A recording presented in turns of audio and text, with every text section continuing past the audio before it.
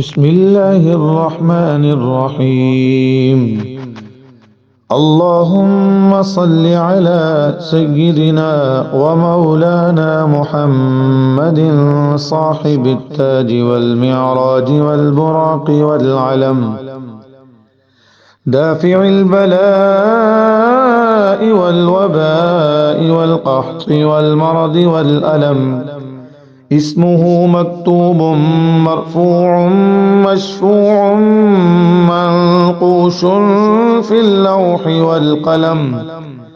سيد العرب والعجم، اسمه مقدس معطر مطهر منور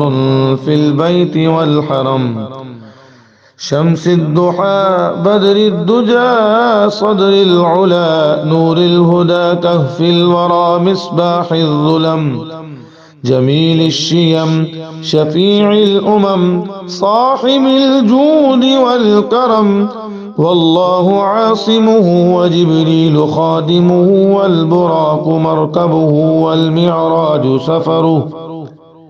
والمعراج سفره وسدرة المنتهى مقامه، وقاب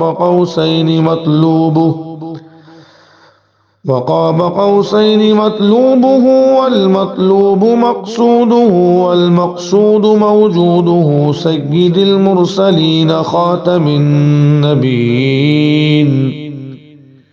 شفيع المذنبين أنيس الغريبين، رحمة للعالمين راحة العاشقين مراد المشتاقين،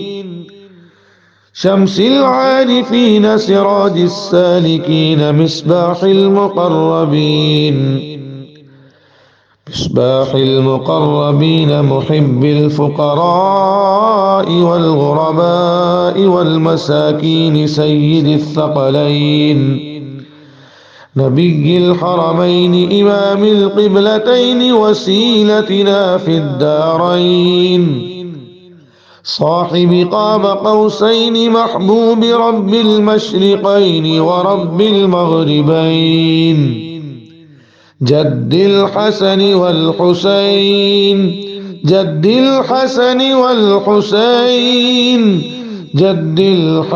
والحسين مولانا ومولى الثقلين أبي القاسم سيدنا محمد بن عبد الله،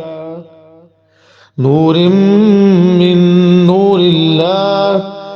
يا أيها المشتاقون بنور جماله صلوا عليه وآله وأصحابه وسلموا تسليما.